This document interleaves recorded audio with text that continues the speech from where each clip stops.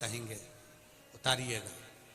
जिसके शरीर में सफेद चमड़ी पड़ने लगती है, चर्म रोग हो जाता है, या चेहरे पर आंख के पास में पूरा कालापन आ जाता है, उसको हमेशा याद रखना है, लाल चंदन का लेपन पीपल के पत्ते पर करिए। काय पर करना है? पीपल के पत्ते पर लाल चंदन का लेपन करिए।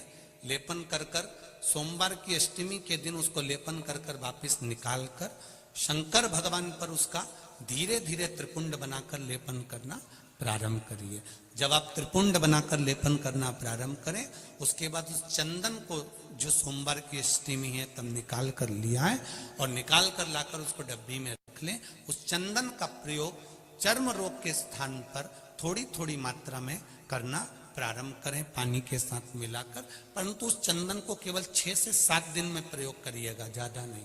धीरे धीरे चमड़ी, परंतु उसको सोमवार की अष्टमी के दिन सिद्ध कर कर बनाना है। उसको सोमवार की अष्टमी के दिन चढ़ाना है श्री शिवाय नमस्तुभ्यम या ओम नमः शिवाय या पंचाक्षर मंत्र या महामृत्युंजय मंत्र, जो आपको आता हो, शिव जी का जो नाम आपको याद हो उसको बोलकर चढ़ा दो। उसको लिया, फिर उसको अपने शरीर पर लगाना प्रारंभ करो। उसका फल आपको 15 दिन के अंदर धीरे धीरे धीरे धीरे प्राप्त होना प्रारंभ हो। लाल चंदन का प्रयोग शिव जी के लिए अवश्य। दूसरा, जब विषम परिस्थिति आ जाए, ऐसा लग रहा है कि आपने पशुपति व्रत कर लिया, सोमवार की अष्टमी का प्रयोग कर लिया, मैंने शंकर जी की आराधना कर ली, तो भी विषम परिस्थिति चल रही है, अभी तक कोई सुधार आने को तैयार नहीं है, तब शंकर जी के मंदिर में जब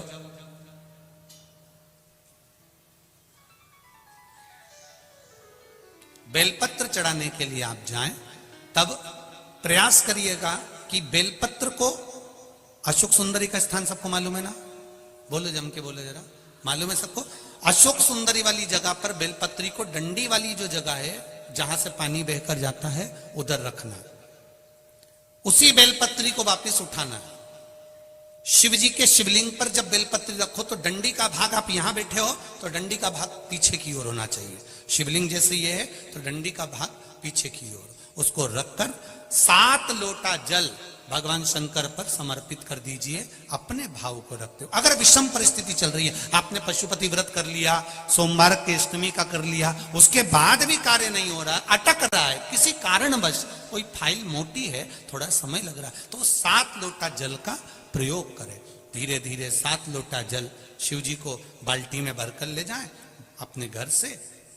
7 कलश जल शिव जी को समर्पित करना है और समर्पित करने के बाद उस बेलपत्री को वापिस अपने ही घर पर लेकर आ जाना है। 11 दिन 21 दिन उसको रखो, फिर उसका विसर्जन वापिस किसी नदी, सरोवर, तालाब या वृक्ष के नीचे कर दीजिए। बाबा हाथ पकड़कर बाहर निकाल ही देगा। परिस्थिति अगर बहुत विचित्र, विषमता, बहुत विषम परिस्थिति में उस जगह पर इसका प्रयोग कर सकते। शंकर भगवान को रिझाना, बेलपत्र का प्रयोग भगवान शिव को रिझाने का जो आनंद है, शिव को जो मनाने का आनंद है, वो एक स्वरूप ही अलग है, उसका एक स्वरूप आनंद। शंभु शरणे पड़ी मांगू घड़ी रे घड़ी, दुख काटो दया करी न दर्शन। शिव की आराधना का फल प्राप्त,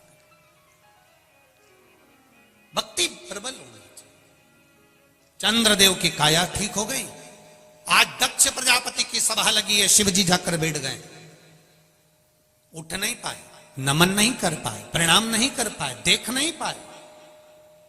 जब नहीं देखा, दक्ष प्रजापति को क्रोध आ गया। क्रोध आया, खड़े हो गए, श्राप दे दिया, रे शिव, ये केवल देखने का श्राप नहीं है, ये केवल दक्ष प्रजापति ने इसलिए शंकर जी का अपमान करा क्योंकि इन्होंने चंद्रदेव की काया को ठीक कर दिया था। श्राप दिया था दक्ष प्रजापति ने, और चंद्रदेव जब सभा में आकर बैठे तो उनकी काया ठीक थी। चंद्रदेव की काया बिल्कुल ठीक, दक्ष प्रजापति ने पूछा, चंद्रदेव की काया ठीक कैसे हो गई? मैंने श्राप दिया था तो ये तो ठीक नहीं होना था, फिर ये ठीक कैसे हो गया? तब देव ऋषि नारद